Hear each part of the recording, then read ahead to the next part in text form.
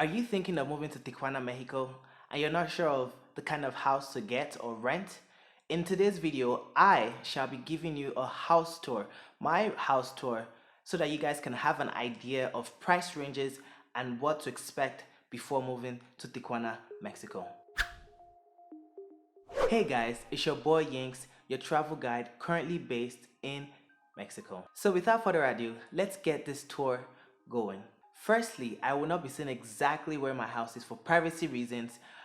However, you really get a nice view from where I'm living. I live a little bit on the mountain and the views are just impeccable. I get to see the whole skyline of Tijuana every day and it's amazing how nice it truly looks. Another thing is that my apartment building actually comes gated. So it's not an actual apartment style with a bunch of different apartments. It's just one building that has 5 different apartments in it, or 5 different apartment units, and we each all have our own separate spot to park our cars. So everyone has their own personal keys to slide the gate open, you could park in and you get to enjoy your own things.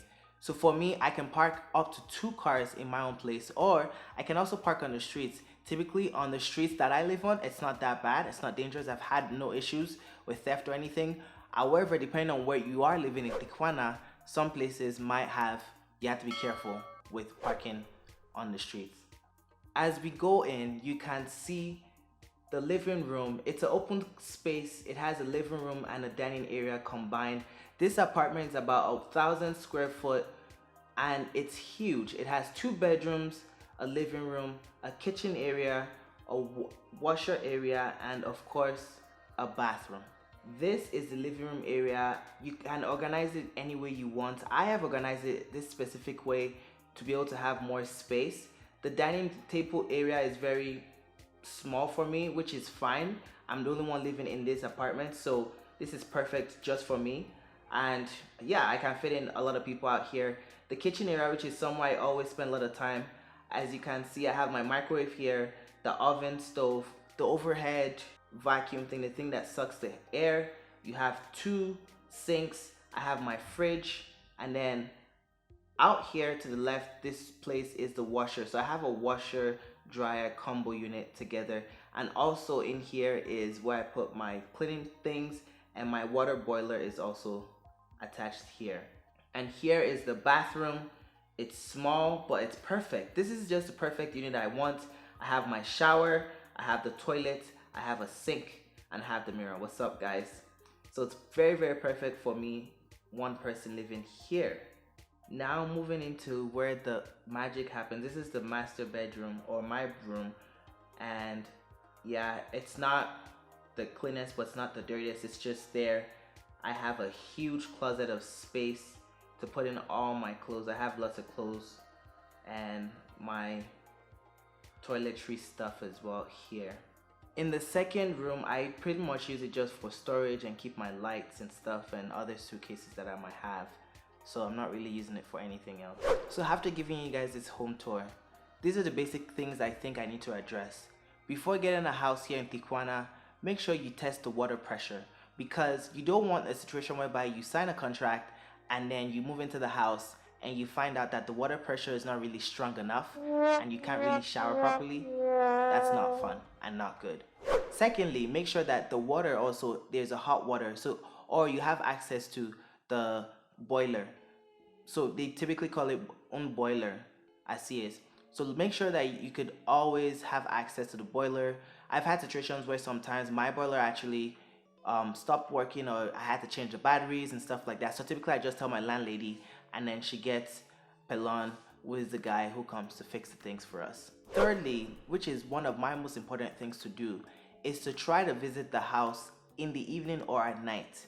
The reason being is because more than likely you might not be there throughout the day because you're typically working, or even if you're there throughout the day, up to you.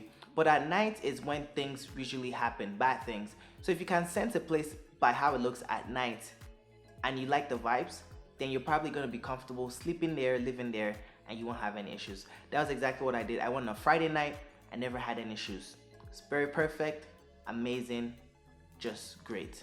Number 4, one of the things to be aware of is that anywhere you live in Mexico, more than likely there's going to be dog issues, so you're going to probably be hearing dog barking all the time. There's nothing you're gonna be able to do about that. I'm just giving you this as a warning that be prepared. And for me, what I've done is I've become very immune to their noises and their barking, and so I typically am not as irritated. Of course, once in a while, once my neighbors are making noise, I get really irritated and it just irks me, and I'm like, whatever. But I'm used to the dogs itself barking. For the house as a whole, I pay $550 per month. Again, $550 per month for 2 bedrooms. It has a living room, it has a dining space, it has a kitchen area, it has a bathroom. And I also have a private place to park my car or another car if a friend comes over or anything like that. For that price tag, I think it's a really good deal. Please note that the house did not come furnished. It actually came empty. I furnished it because I had a lot of stuff already when I lived in San Diego, and all I did was just drive them over to Mexico and boom, voila. Typically, if you're going to be moving everything in a truck, the border will definitely stop you and want to make sure to verify things and just cross-check all that stuff. So they will ask you to fill out a bunch of things.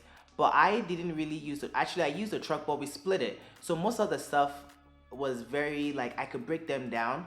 And so it was very easy and simple. So I did a couple of trips, a couple of my car, and I had a friend as well drive his truck to help me with like the bed frames and whatnot. And that was how I was able to just move everything, and I did not really get stuck at the border. And it was a very simple process for me and no issues. If you have any other questions about houses in Tijuana or anything about before moving to Tijuana, please make sure you drop down a comment.